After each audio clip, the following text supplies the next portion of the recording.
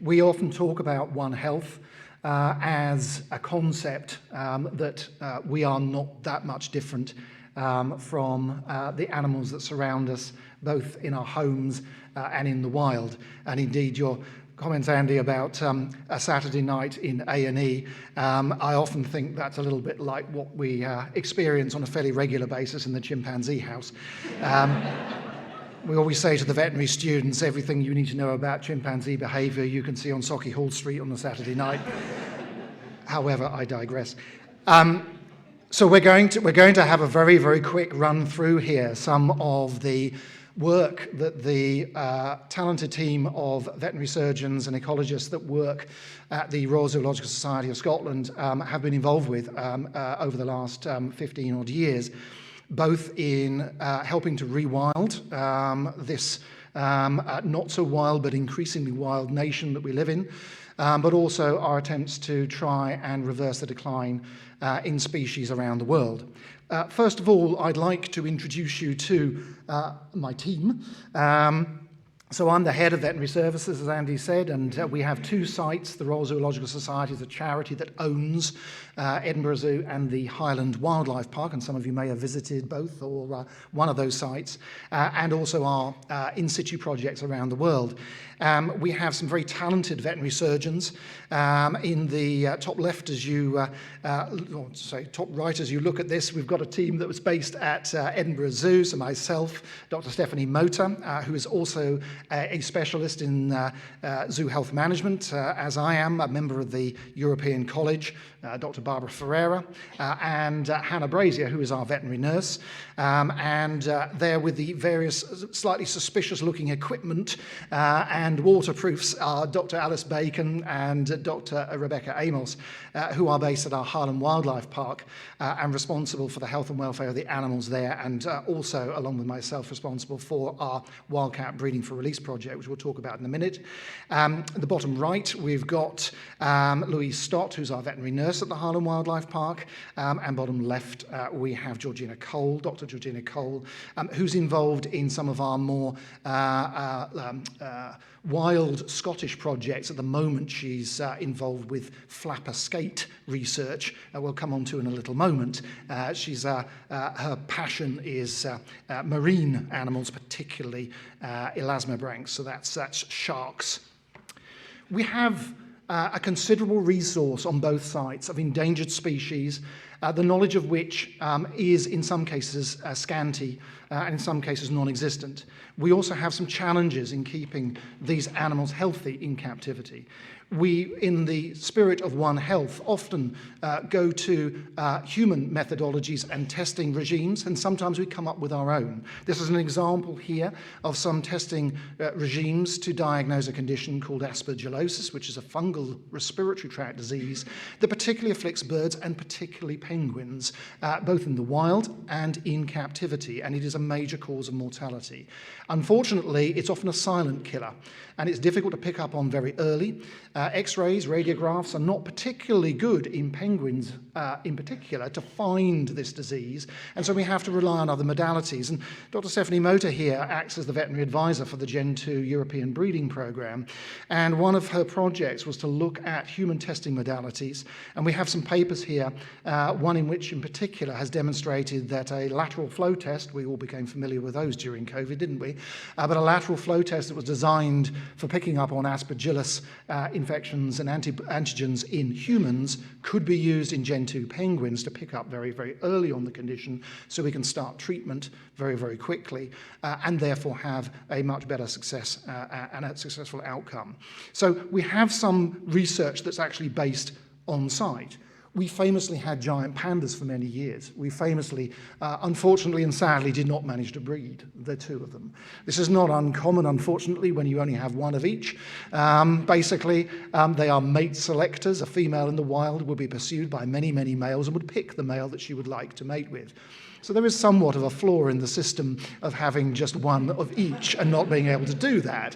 However, we did try, but due to our lack of ability to produce a cub, we weren't satisfied with that. There were many aspects of panda breeding physiology which were not fully understood. For example, nobody actually knew what the gestation length of a giant panda is. It's in the textbooks, it's written down as being somewhere between 100 and 180 days, because they have this thing called embryonic diapause. Basically, after the egg is fertilized, it floats around in the uterus for a variable period of time, we don't know how long, and then some trigger allows that to implant into the uterus and develop as a fetus.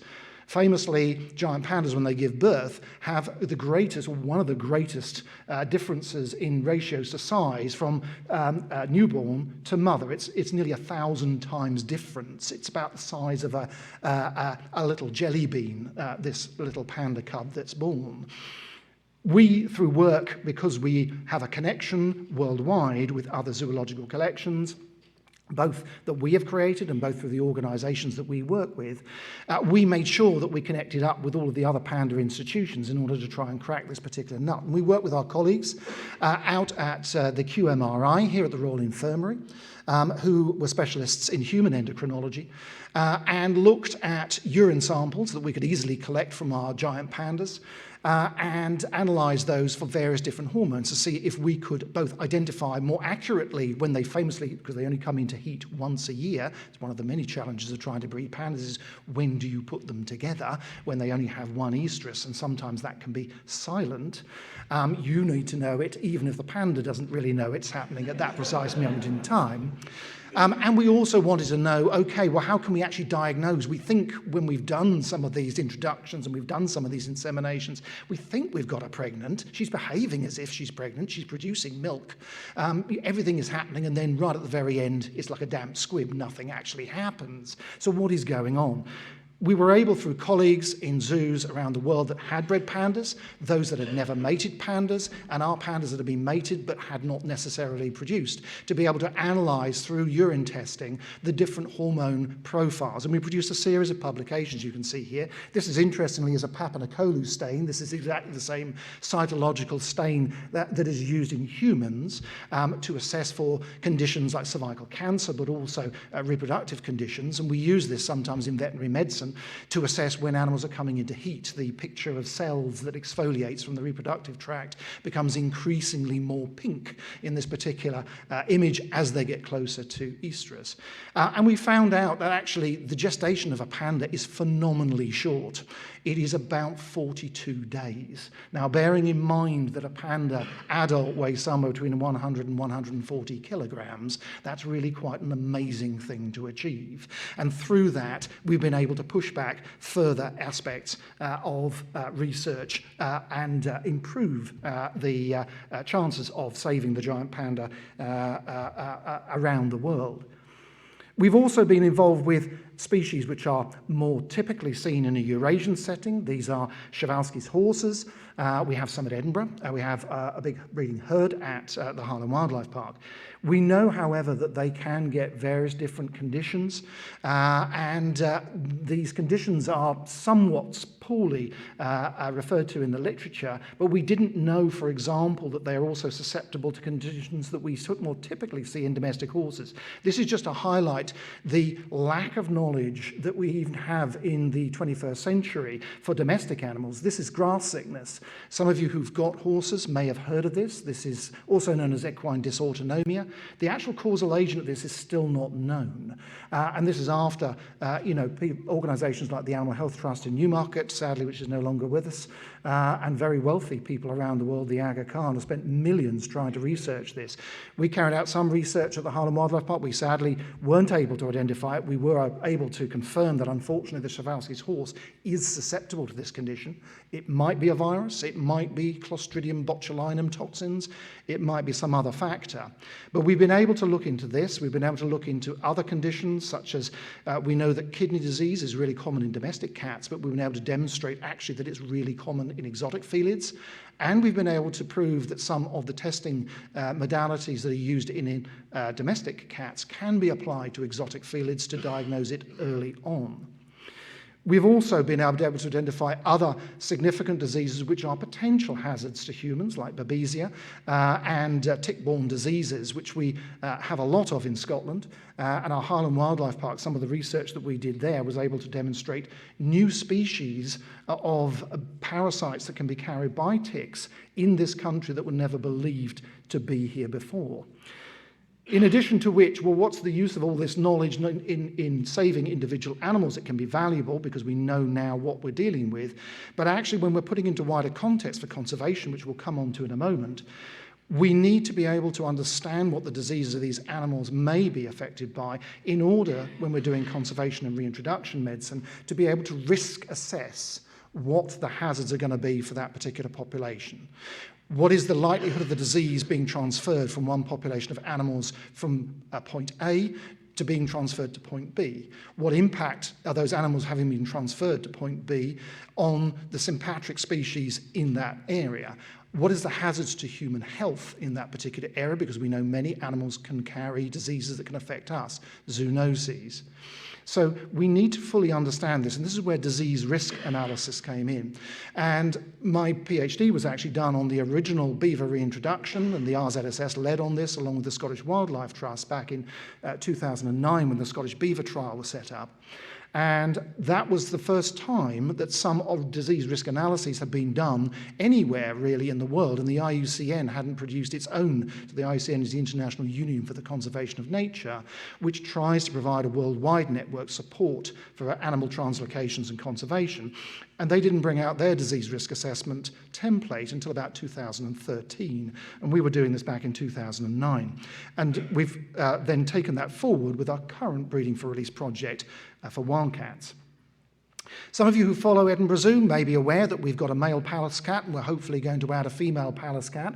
I act as the European veterinary advisor, in fact, the International Studbook advisor for Pallas's cat. If you've never met this wonderful animal before, it's a small, grumpy, Persian-looking thing that comes from somewhere in the depths of Mongolia and Afghanistan and the central steppes of Asia.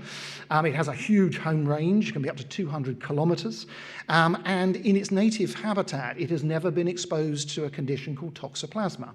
How many of you have heard of toxoplasma? Yeah, okay. So you may be aware domestic cats can carry toxoplasma. It's a potential zoonosis. It's a hazard to humans, particularly if you're female and pregnant. Then it can cause abortion. It can cause abortion in other animals as well, such as sheep, often shed in the feces of cats. But it uses an intermediate host as well. And the intermediate host, which is how the cat usually gets it, is usually a rodent. So cat eats rodent, rodent gets digested, parasite gets released, enters the gut lining, and then is shed in the feces of the cat. Rodent then consumes eggs, and then the whole cycle carries on. So cats should be able to cope with this. This one cannot. This one has an absolute problem with this particular disease and dies. And these rather graphic and rather unpleasant pictures are typically what happens. So we're talking about a population problem. The wild population is challenged. Captive populations around the world in North America and Europe have this problem because toxoplasma is really common in our part of the world, and you can't make an animal enclosure mouse-proof. They always say that if you can get a pencil through a hole, a mouse can get its head and body through it. So basically that's never going to happen. Short of a Tupperware container, we're never going to be able to contain and prevent mice getting in. So we need to fix the problem. We had over an 80% mortality rate in young-born kittens in the captive populations worldwide being bred for conservation release because of this organism. So we identified the problem. We knew that there were likely to be two key problem areas. One was in late-term pregnancy when abortions were occurring. The other one was around weaning time when kittens were likely to being exposed to wild rodent prey that maybe the mother was then catching and offering to them. So we targeted those two times with a very specific short burst pulse therapy with a drug called clindamycin. We were able to reduce the mortality rate over the next 2 years in the captive population to just under 8%. So this sort of captive research can really help a global worldwide conservation message. This is an interesting condition. If any of you are from a farming background, you may have heard this condition called Johne's disease. It is, again, a potential zoonosis. It's thought to be maybe a possible cause for Crohn's disease in humans, one of the maybe agents for doing so. It's a mycobacterium, so it's related to tuberculosis. But nonetheless, it's endemic to Scotland. Most of the native species cope with it just fine, but this wonderful thing in the top left image here is a mishmi-takin, which are based at our Highland Wildlife Park. Mishmi-takin come from, again, Central Asia, southern China and places like that. They may be one of the original species behind the Jason and the Golden Fleece myth. Greek kings loved the pelt of this particular species, and on the old silk trading routes, they were traded for spices from China. But these species are horrendously susceptible to this particular pathogen and die really, really quickly. So if you have a captive breeding program that's designed for a reintroduction, then having them in places like Scotland can be hazardous. However, we were able to identify the problem in our collection at the Highland Wildlife Park and come up with a solution. We have a vaccine that is designed for domestic sheep and goats, and we were able to demonstrate that that works really, really well in a captive breeding setting for these particular species. Coming to actual wild medicine here in Scotland, though, outside of a zoo setting, we've mentioned Eurasian beavers. And Eurasian beavers were, when I first joined the organisation, the RZSS, was the project that was very much foremost in my responsibility from a veterinary perspective as an in-situ project. We set up the Scottish Beaver Trial along with the Scottish Wildlife Trust back in 2009 and ran this in Knapdale. We had some big concerns, and there were a lot of worried folk who were concerned about beavers acting as both not only a physical pest species potentially to the landscape in Scotland. They are, after all, one of the best ecological engineers you can find, certainly in the Northern Hemisphere. They can change landscapes quite dramatically. The plus side, and the reason why we were interested in this species, is for that very reason. They increase biodiversity almost faster than any other single species on its own can do. But actually, we were also concerned from projects that already occurred in Europe about the possibility of zoonotic disease transmission, so diseases that could affect human beings. And several have been identified. Giardia, which is a parasite which can cause a really unpleasant diarrhea in humans and indeed domestic animals, spread by water. Cryptosporidium parvum, another parasite of the gut, which can cause a similar issue. And indeed, even Salmonella, some species of particularly Typhimurium, which again can cause some serious disease and even sepsis and death in human beings. And these have all been linked to beavers in the literature loosely, and I say this loosely. We were able to identify and work with our Norwegian colleagues. Our beavers were imported under license from Norway, the original ones in the trial. And we introduced them into Knapdale, but as part of that project, I went out to Norway and participated in some of the research out there. We were able to identify actually that amongst other things, beavers are not a significant source of diseases such as Giardia and Cryptosporidium. They can be affected by it, they can passage it, that means they can transfer it from one site to the other, but they are much more likely to be affected by those diseases if they are on water that is close to human sewage and effluent outlets. So again, they've been, I suspect, unfairly blamed for conditions which perhaps may be our fault and our problem, but nonetheless, we needed to have some evidence base to be able to confirm this. We were commissioned by what was then SNH, Scottish Natural Heritage, now Nature Scot, to produce a series of reports. On the back of that, we were also asked by DEFRA to go down and monitor the health of the beavers on the River Otter in Devon. A feral population was found there. And there was some panic that started about that time as well, because feral beavers in 2011-12 were found on the Tay, and we now know there are a substantial number of feral beavers which have escaped from collections or maybe have been deliberately released by other organisations, not us, I hasten to add, into the wild, when one beaver in captivity died in southern England, and it was identified that an organism was present in its liver, of all places, called Echinococcus multilocularis. Now, this is a tapeworm. In beavers, however, tapeworms usually use two hosts again. There's a definitive host, which is usually a carnivore, occasionally some omnivores like us, and there's an intermediate host, which is usually the prey species. your dog and cat can get tapeworms. This particular one, unfortunately, is not present in the UK. And indeed, if the old pets passport system, when you used to have to get your dog or cat, if you took them to Europe, not only vaccinated against rabies, but you had to get them dewormed before they came back into the country. Reason being, they had to be dewormed for this tapeworm, because we don't have it, and the World Health Organization views it as the most significant zoonotic parasite in whole Arctic and Northern Hemisphere regions. Once infected as a human being, we act as intermediate hosts. So it doesn't develop the actual tapeworm in our gut. It gets out of the gut, it goes to our liver, and it forms, like its name suggests, multilocularis, multiple different loci. It behaves almost like a cancer. It can disseminate around the body, to the lungs, to the brain. It's difficult to surgically remove. Drugs do not get rid of it. They can contain it, but you're likely to be on medication for the rest of your natural life. And there are some hotspots in Europe, particularly Bavaria. Some of the beavers that are feral in Scotland are from Bavaria. So this set the alarm bells ringing when this beaver, which was not thought to be an intermediate host of this particular parasite, died in southern England in captivity, and at post-mortem it had this organism in it. We were commissioned, therefore, to go out into the field, and a colleague of mine, Dr. Romain Pizzi, who worked with us at the time, particularly skilled surgeon, minimally invasive, worked with us on this to assess beavers both here in Scotland and feral ones in England, and also then trial on the back of that blood tests that could be used in a less invasive way to actually diagnose this. And first of all, we were able to say, well, combined with doing post-mortem research on beavers that have been hit by cars or had been culled by farmers at the time, we were able to say we have found no evidence in those individuals.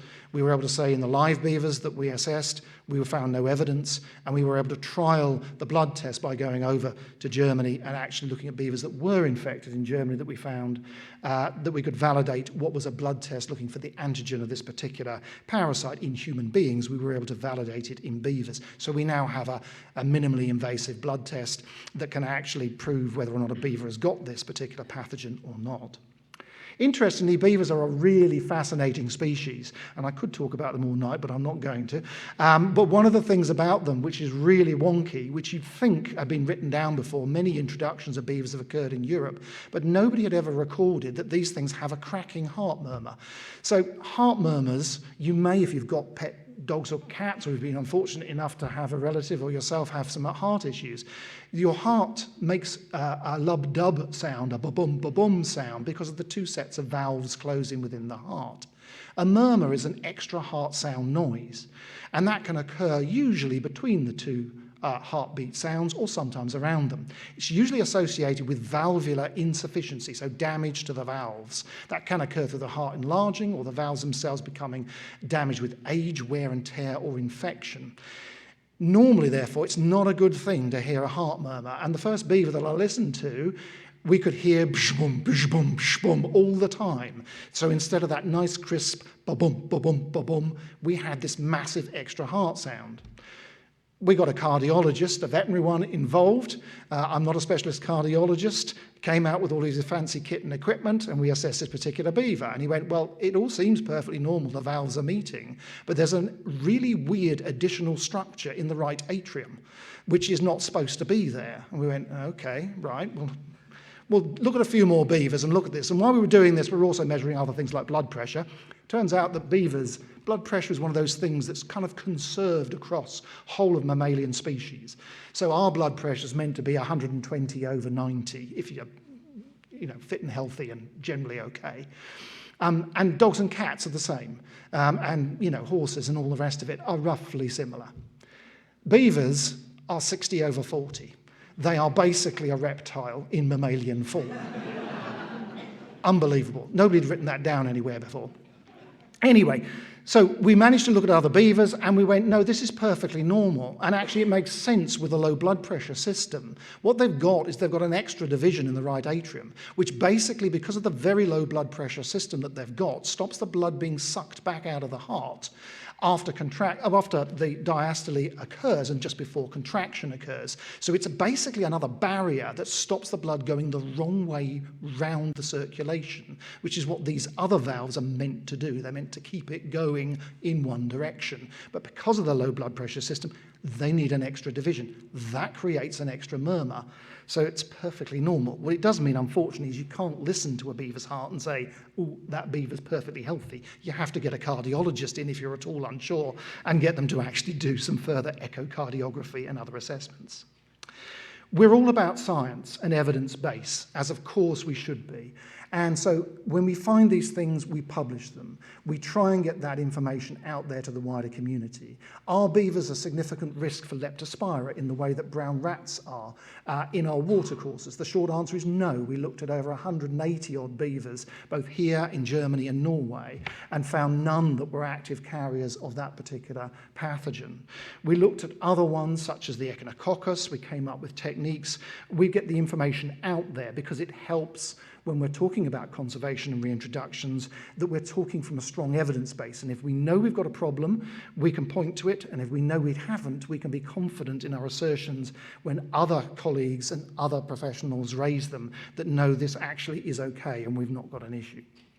I mentioned Dr. Georgina Cole, and she's particularly talented, as I say, with medicine of elasmobranchs, so that's the sharks and rays. This is the flapper skate. This is a native Scottish species, Dipterus, and it is massive when it's an adult. So you maybe get an idea on that boat there. There's one upside down anaesthetized on that boat, and you can see the size of this particular female. They are huge and they are long-lived, but they're hefted to the landscape. They are basically, in this particular population, this is the Sound of Mull, and they don't move anywhere else other than the Sound of Mull.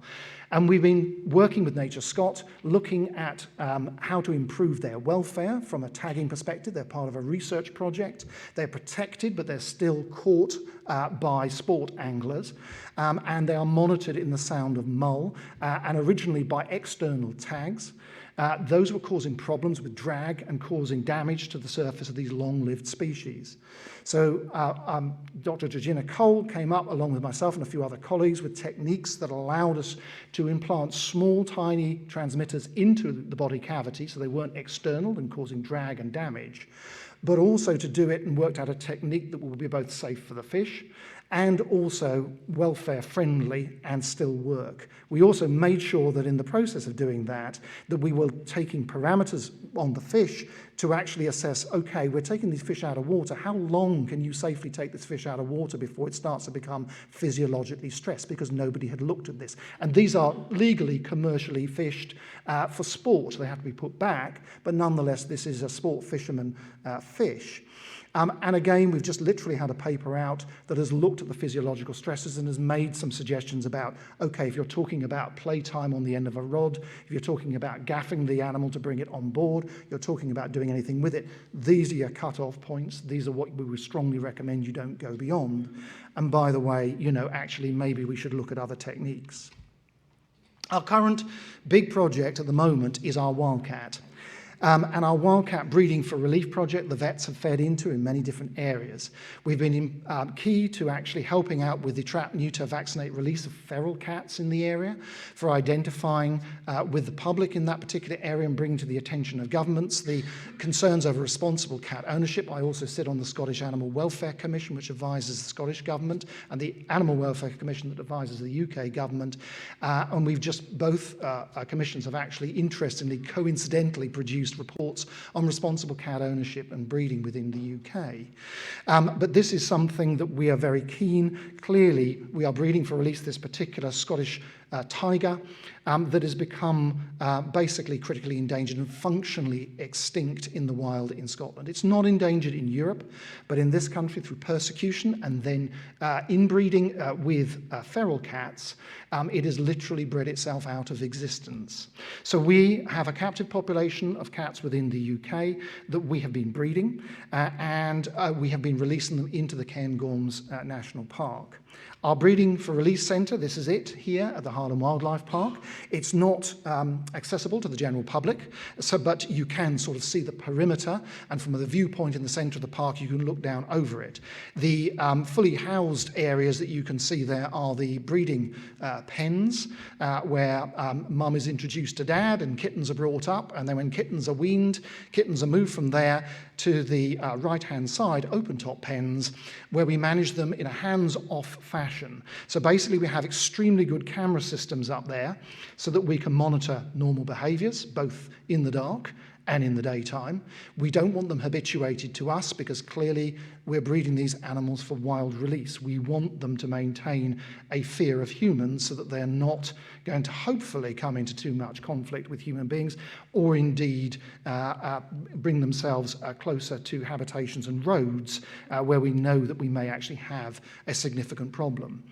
The vets are key to assessing the health and welfare of these animals, both coming into the breeding centre and also before release, and at key stage points as we move them through the process.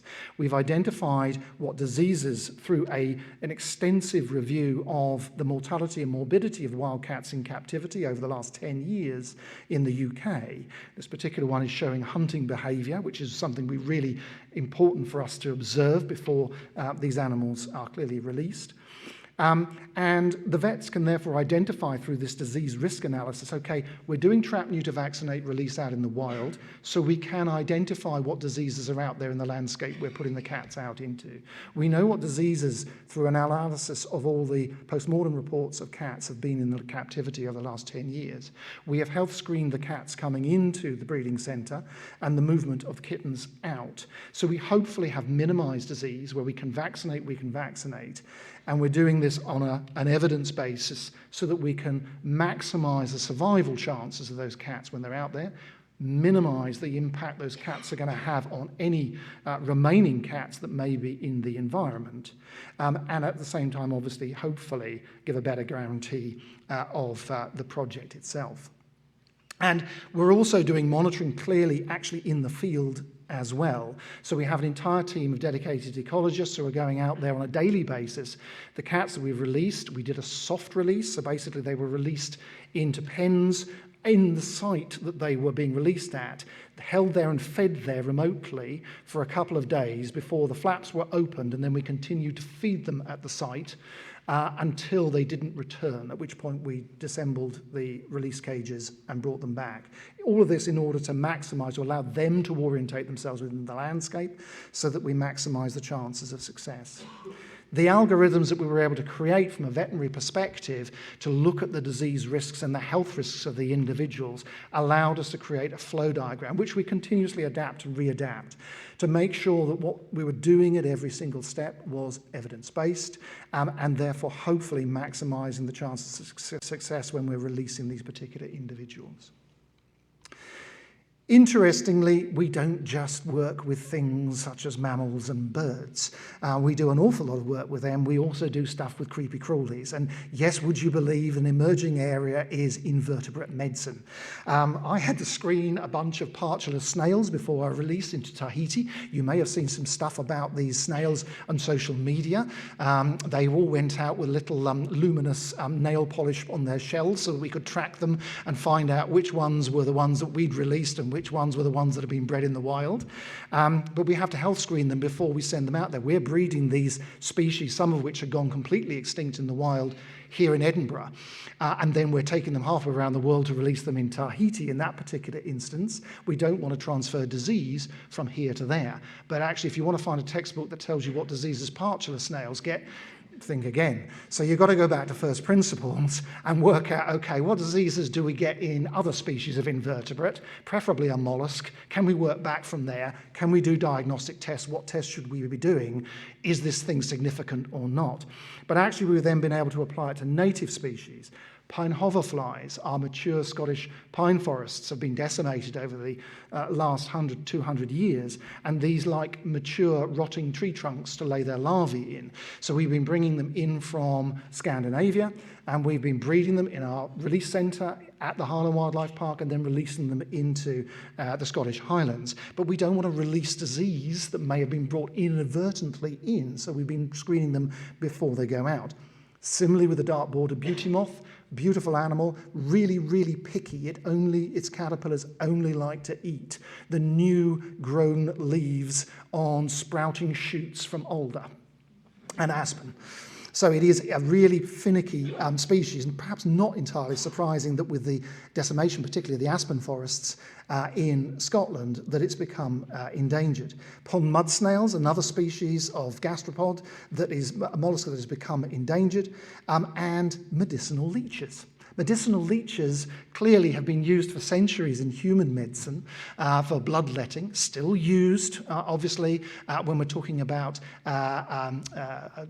transplanting various different organs, like putting ears back onto humans where they've been severed, or transplanting fingers and so on to control the edema and the blood flow to that particular organ. But actually it's become an endangered species in the wild because they were kept in and around religious, often abbeys and monasteries, because the monks were often the medics of their day and used by them. And with the fall of those, the medicinal leech is really picky. It likes human beings and it likes deer.